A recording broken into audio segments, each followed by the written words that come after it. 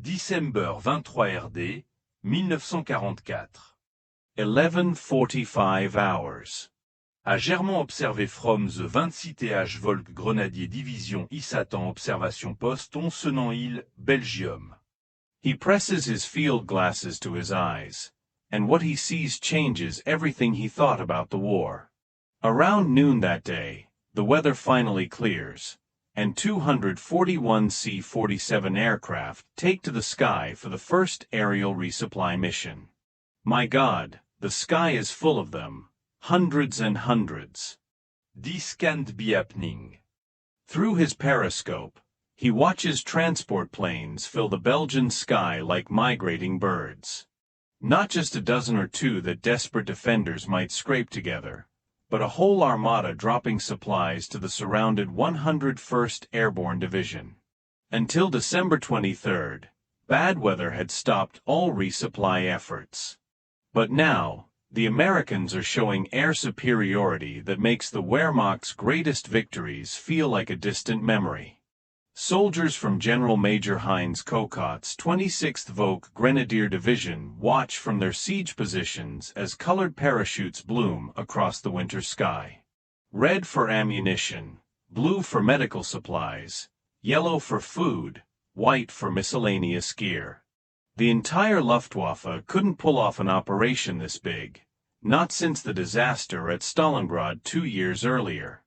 Yet here, over one small Belgian town, the Americans are casually showing air power that beats anything the Third Reich ever achieved, even at its peak.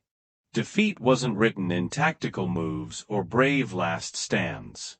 It was written in this simple, overwhelming display of American logistical supremacy, something that turned hardened Wehrmacht veterans into witnesses to their own empire's inevitable collapse.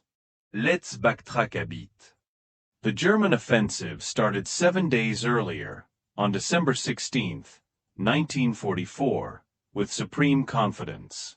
At 5:30 that morning, they launched a massive 90-minute artillery barrage using 1,600 guns along an 80-mile front.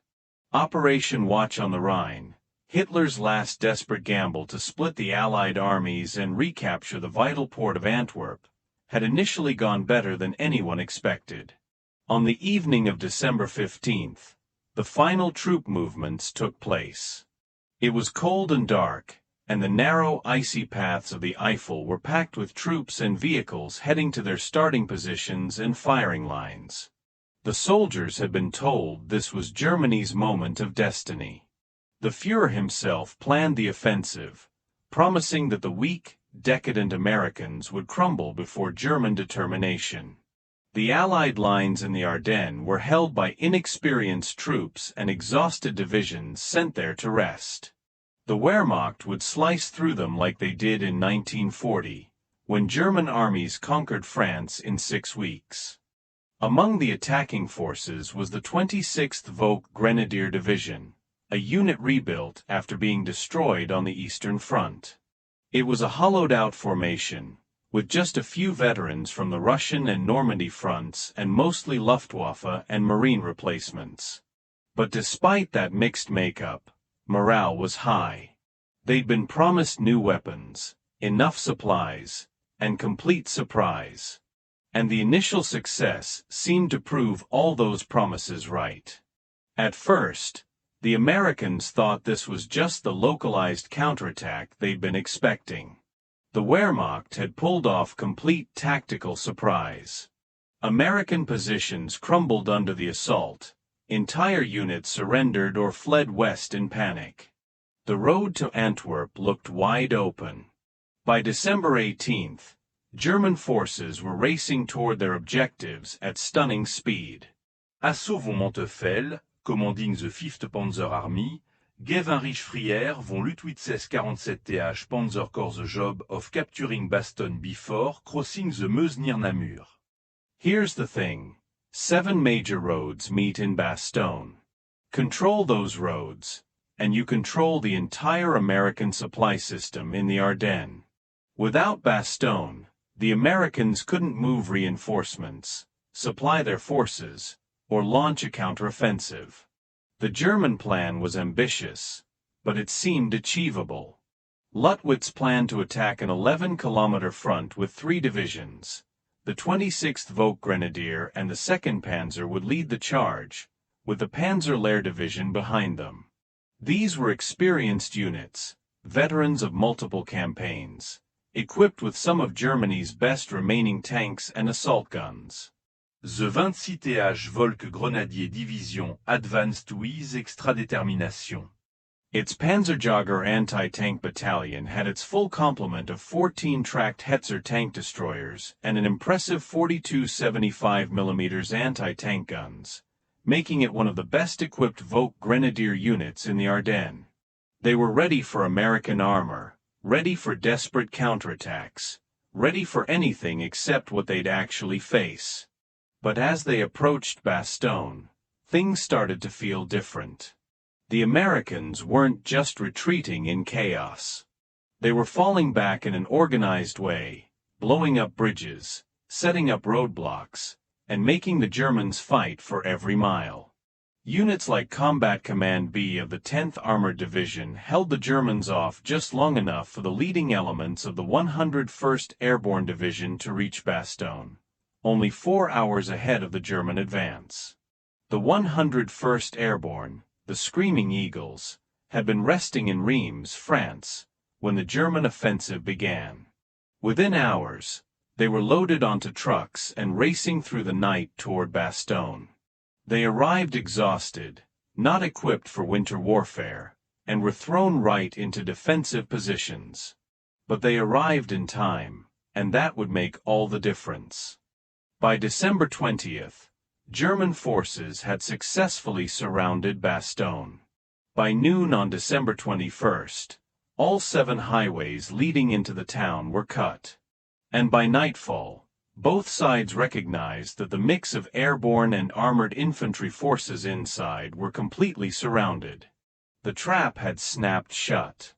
Inside were elements of the 101st Airborne Division, Combat Command B of the 10th Armored Division, the 705th Tank Destroyer Battalion, and various other units, about 22,000 men total.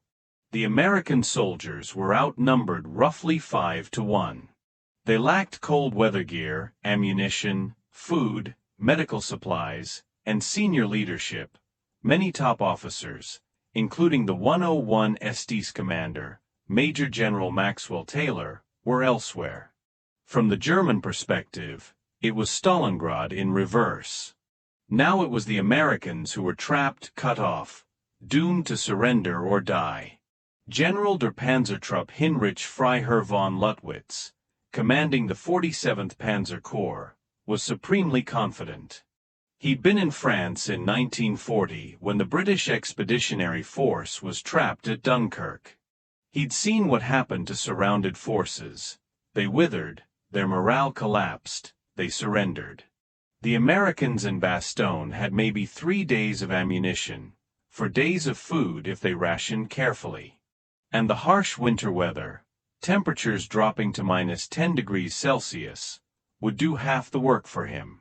Confidence was so high that the 2 panzer divisions of the 47th Panzer Corps, after using their mobility to isolate Bastogne, continued toward the Meuse on December 22nd instead of attacking Bastogne with full force.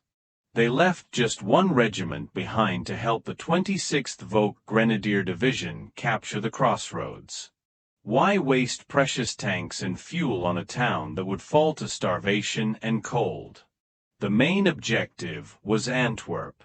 Bastogne was just an annoying obstacle that would sort itself out. Now, let's talk about the weather, Germany's greatest ally from December 16th to 22nd. Low clouds, freezing fog, and snow had grounded the feared Allied air forces. The Germans took advantage of the heavy overcast, which kept Allied planes on the ground for days. For the first time since Normandy, German forces could move in daylight without fear of fighter bombers. They could concentrate their forces without being spotted by reconnaissance planes. They could attack without facing the devastating carpet bombing that had destroyed so many German units in France. Inside Bastogne, things got more desperate by the day. Some guns had no high-explosive shells left. Others had only a half-dozen or so. Rations were gone. Defenders were scavenging supplies from destroyed vehicles and abandoned depots. Medical supplies were critically low. Wounded men were dying from injuries that would have been survivable with proper treatment. On December 22nd, certain of imminent victory, the Germans sent a surrender demand.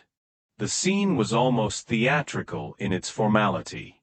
Around 11:30 that morning, 4 German soldiers waving 2 white flags approached American lines on the Arlon Road, south of Bastogne. The senior officer was Major Wagner of the 47th Panzer Corps. The junior officer, Lieutenant Helmut Henker of the Panzerlehr Operations Section, carried a briefcase. They even brought blindfolds, confident they'd be taken to the American commander to discuss surrender terms. The ultimatum was typed in both English and German, formal and threatening. It said the tide of war was turning, that American forces in and near Bastogne were surrounded by strong German armored units, and that more German armor had crossed the Our the river near Orville, taken Marquet, and reached St. Hubert. It demanded honorable surrender within 2 hours, threatening total annihilation if refused. From the German perspective, they were being generous, offering the Americans a chance to avoid pointless slaughter. But the American response was just one word: nuts. The German command was genuinely confused. McAuliffe reportedly replied with that cryptic word, and the Germans didn't get it at first. Lieutenant Henker had to have it explained by Colonel Harper. If you don't understand what nuts means in plain English, it's the same as go to hell. Back at German headquarters, the response caused chaos. No surrounded force had ever dismissed a surrender demand so casually. Generalmajor Kokott was stunned. In post-war interrogations, he said, "We offered honorable terms. We had them surrounded 5-1. No supplies could reach them. To refuse seemed not brave but insane." December 23, 1944, dawned with something the Germans hadn't seen in a week: clear skies. The weather was improving, and that meant the Allied air forces could finally attack. German soldiers climbed out of their frozen foxholes, grateful for sunshine that might warm their numb limbs. Many had spent the night in temperatures well below freezing, their feet numb, their weapons frozen. Then they heard it, a distant drone that grew louder and louder, echoing off the hills around Bastogne. At 6:45 that morning, planes carrying 2 Pathfinder teams took off from Chalgrove, England, heading for Belgium. These were the lead elements, the guides who would mark the drop zones for the main force. They jumped at 9:35 a.m., were quickly picked up by American forces, and rushed to set up their equipment. At 11:50 a.m., soldiers all along the front saw the planes coming. For the Americans, it was salvation. For the Germans, it was the start of realizing their terrible mistake.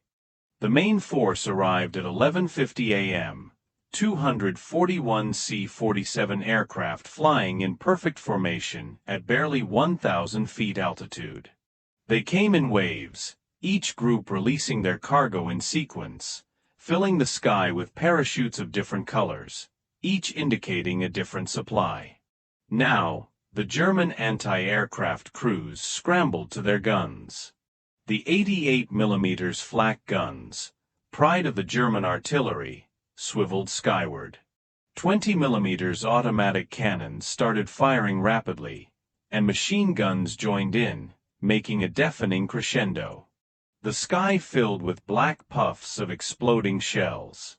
German anti-aircraft fire burst all around the American planes. After one particularly loud bang, McNiss and Sergeant Mertz flinched. There was a hole in the fuselage where an enemy round had passed between them, just inches apart. But the American planes flew straight through the barrage, maintaining formation with almost suicidal determination. 14 C-47s were lost on the way or over the drop zone, shot down or so badly damaged they crashed. But for every plane that fell, 15 more kept going, their doors open, supply bundles tumbling into the December sky. German soldiers watched in disbelief as damaged aircraft, engines smoking, wings torn by flak, stayed on course long enough to drop their supplies before banking away or crashing. One C-47, its tail completely on fire, flew right over German positions, the crew pushing out supply bundles until the very last moment before the plane crashed into the forest. What followed was a masterclass in American logistics that shattered German morale more than any artillery barrage.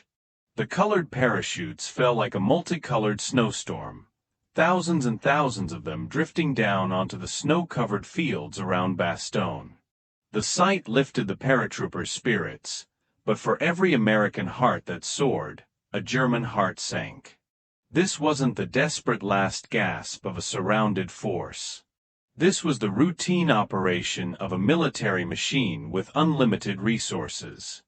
German intelligence officers frantically tried to count and categorize the supplies. Red parachutes brought artillery shells, mortar rounds, and small arms ammunition. Blue meant medical supplies, surgical equipment, plasma, morphine. Yellow was K-rations, D-rations, and canned food. White brought blankets, winter clothing, boots, gloves. Green was radio equipment, batteries, signal supplies. Orange held gasoline in 5-gallon cans. By the end of the day, one battalion alone had 528 K-rations and 250 gallons of gasoline.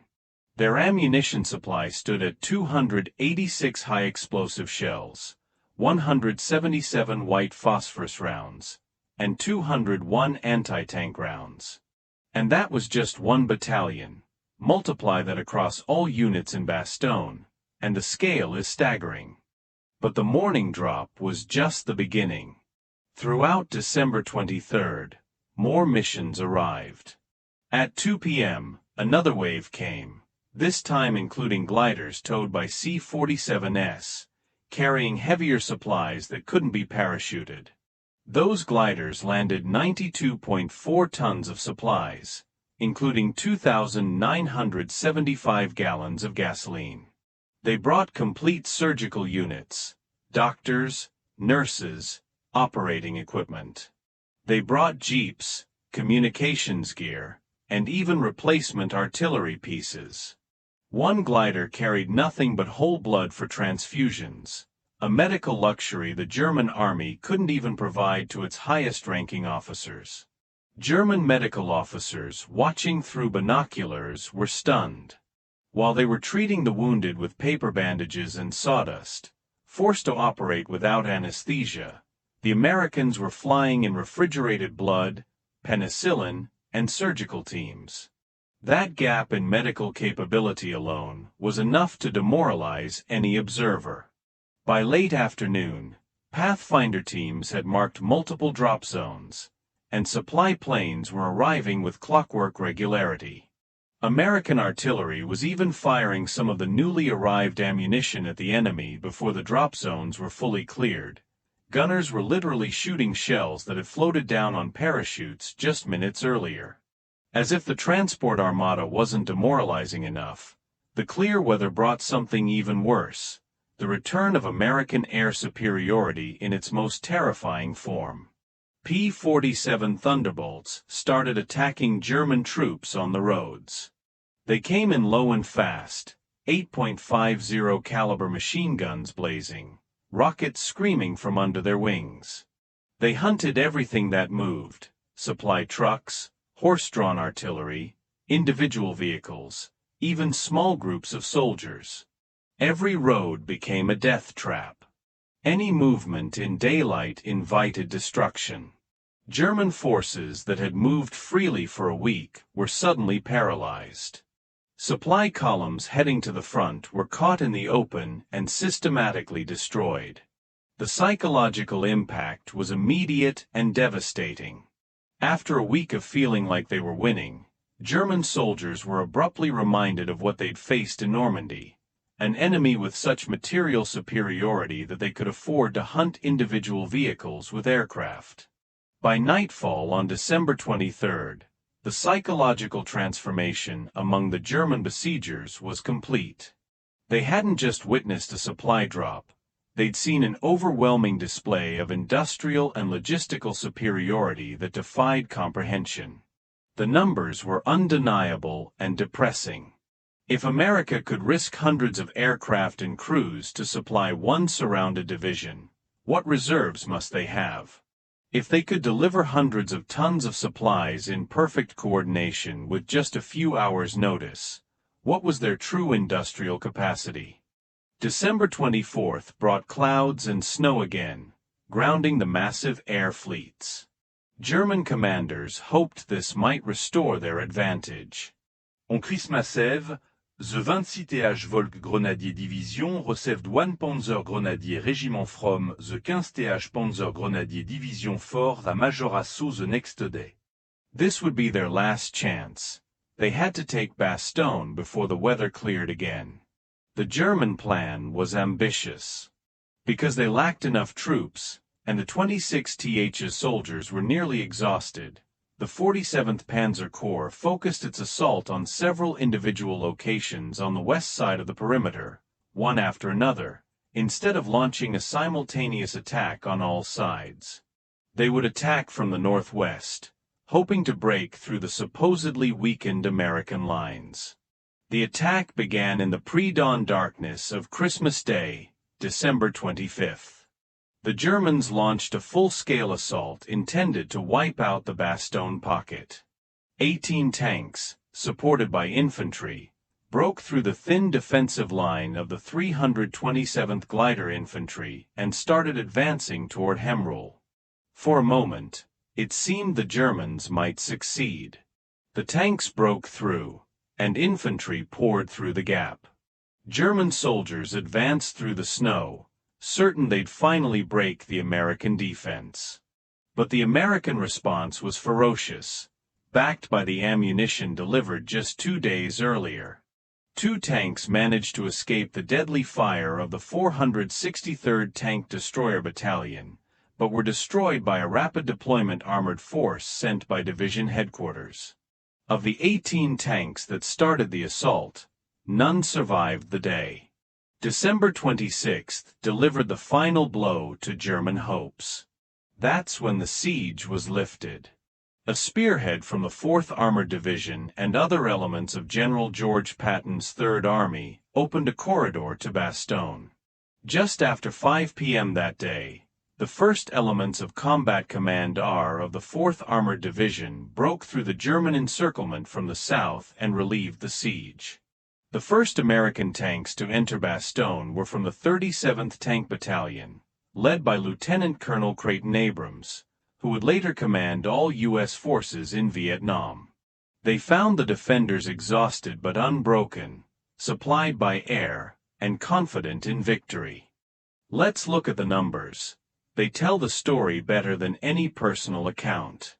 According to U.S. Army records, during the siege of Bastogne, 1,210.7 tons of supplies and equipment, including 4,900 gallons of gasoline, were dropped to the 101st Airborne by parachute. Another 92.4 tons, including 2,975 gallons of gasoline, were landed by glider. Breaking it down by day, December 23rd had the main drop of 241 C-47S plus additional missions. December 24th had limited operations due to weather. December 25th's weather prevented major missions. From December 26th to 27th, resupply continued even after the ground link was established. In total, over 1,113 tons of supplies were delivered by air, 15,000 plus artillery shells, nearly 8,000 gallons of gasoline, medical supplies for the wounded, food for 15,000 men, and winter clothing for the garrison. Compare that to German capabilities.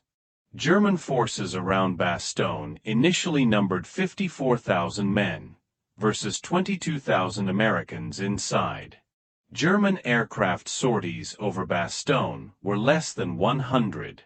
American sortie? Over 2,000. German supplies delivered by air? Zéro.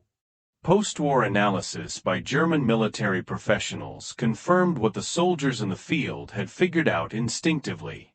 General der Panzertruppe Otto von Manchefeld, who commanded the 5th Panzer Army during the offensive, reflected on the battle in his post-war writings. The gist of his assessment: Bastogne showed the Americans had solved modern warfare's fundamental problem: logistics. They could supply surrounded forces by air more efficiently than Germany could supply advancing forces by road. When weather permitted, their material superiority was so overwhelming that tactical excellence didn't matter.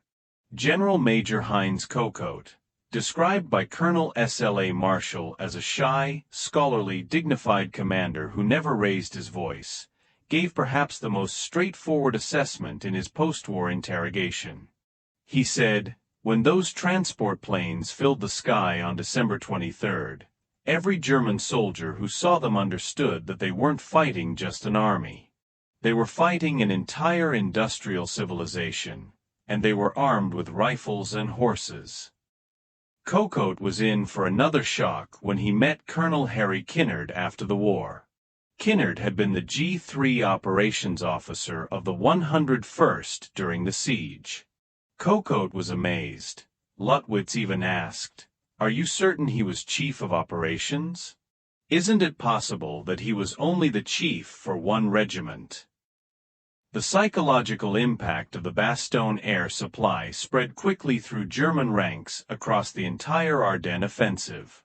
Every unit had soldiers who'd either seen it directly or heard detailed accounts from those who had.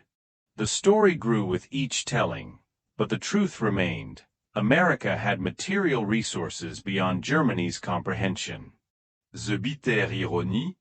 The Germans had created the conditions for their own psychological defeat. By surrounding Bastogne, they'd forced the Americans to show off their air supply capabilities. If they'd bypassed the town as originally planned, they might never have witnessed this display of overwhelming material superiority. After December 26th, German operations around Bastogne became desperate, costly attacks that achieved nothing. Hitler still insisted on taking Bastogne as quickly as possible. He couldn't accept that a surrounded American force had not only survived, but had been supplied so well that they were stronger after the siege than before. On December 29th, the 26th Volksgrenadier Division received reinforcements: the 1st SS Panzer Division from the 6th Panzer Army. More divisions were thrown into the meat grinder: the 9th SS Panzer, the Führer Escort Brigade, the 167th Volksgrenadier, all bleeding heavily against American positions that were now reinforced and resupplied. The last major German attack began on January 4th and stalled almost immediately. German soldiers attacked the same positions over and over, achieving nothing but adding to the casualty lists. What the German soldiers saw was just a fraction of American industrial capacity. They didn't know that the Douglas C-47 became the backbone of airborne drops, used extensively in Operations Overlord, Dragoon, Market Garden, and Varsity. Over 10,000 C-47s were produced during the war. American factories were building aircraft at rates Germany couldn't match. More than 50,000 paratroops were dropped by C-47s during the war. History has confirmed the psychological impact of the Bastogne air supply on German forces. Military historians see it as a pivotal moment not just in the Battle of the Bulge, but in showing how futile conventional military operations are against overwhelming industrial superiority. The U.S. Army's official history notes that German prisoners interrogated after December 23 had a noticeable change in tone. Before the air supply, captured Germans talked about temporary setbacks and eventual victory. After seeing the aerial armada, they only talked about survival and hoping the war would end soon.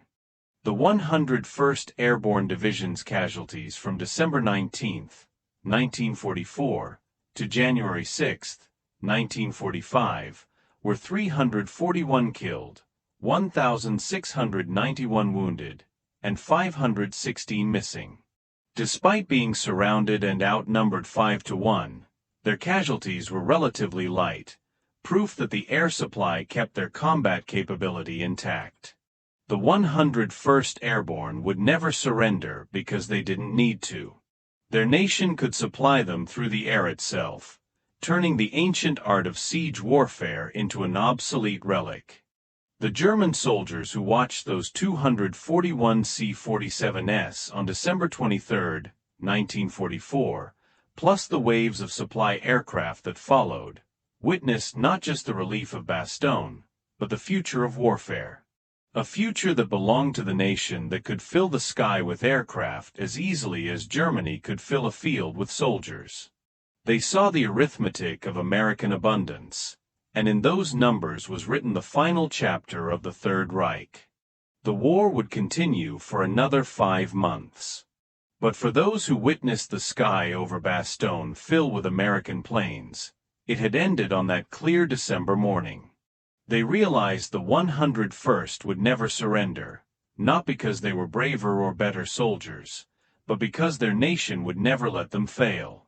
The planes over Bastogne didn't just supply the 101st Airborne. They shattered the last illusions of German victory and wrote the final truth of World War II in the sky. America's arsenal was vast, its resolve unbreakable, and its victory certain. The German soldiers who witnessed that aerial armada knew with absolute certainty what their leaders would deny for 4 more months. The war was over, and America had won it in the skies over a small Belgian town on a clear December morning, when the whole world could see that the 101st would never surrender. Note: some German soldier perspectives in this account are reconstructed from documented unit positions and post-war testimonies, as individual soldier diaries from the siege are limited in the historical record. All major events, dates, statistics, and commander statements are from documented historical sources.